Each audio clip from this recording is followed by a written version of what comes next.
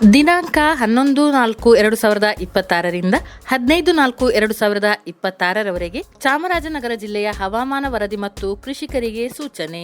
ಕೃಪೆ ಗ್ರಾಮೀಣ ಕೃಷಿ ಹವಾಮಾನ ಸೇವಾ ಕೃಷಿ ಹವಾಮಾನ ಕ್ಷೇತ್ರ ವಿಭಾಗ, ನಾಗನಹಳ್ಳಿ, ಮೈಸೂರು. ಜಿಲ್ಲೆಯಲ್ಲಿ ತುಂತುರು ಮಳೆ ಬರುವ ಸಾಧ್ಯತೆ ಇದೆ.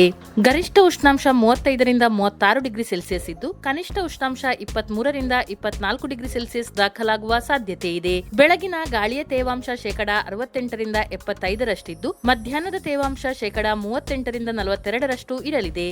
ಗಾಳಿಯು ಗಂಟೆಗೆ 3ರಿಂದ 4 ಕಿಲೋಮೀಟರ್ ವೇಗದಲ್ಲಿ ಬೀಸುವ ಸಾಧ್ಯತೆ ಇದೆ. ತುಂಬಾ ಕಡಿಮೆಯಿಂದ ಮಧ್ಯಮ ಮಳೆಯಾಗುವ ಸಾಧ್ಯತೆ ಇದ್ದು, ಒಣ ಹವಾಮಾನ ಸಮಯದಲ್ಲಿ ರೈತರು ಅಂತರ ಕೃಷಿ ಕಾರ್ಯಾಚರಣೆ ಮತ್ತು ರಸಗೊಬ್ಬರ ಅನ್ವಯವನ್ನು ಪೂರ್ಣಗೊಳಿಸಲು ಸೂಚಿಸಲಾಗಿದೆ. ಜಾನುವಾರುಗಳನ್ನು ಒಣ ಆಶ್ರಯದಲ್ಲಿ ಇರಿಸಿ, ಶುದ್ಧ ಕುಡಿಯುವ ನೀರನ್ನು ಒದಗಿಸಿ. ಮಧ್ಯಾಹ್ನದ ಸಮಯದಲ್ಲಿ ಕೀಟನಾಶಕ ಸಿಂಪಡಣೆಯನ್ನು ತಪ್ಪಿಸಿ. ಮುಂಜಾನೆ ಅಥವಾ ಸಂಜೆ ತಡವಾಗಿ ಸಿಂಪಡಿಸಿ.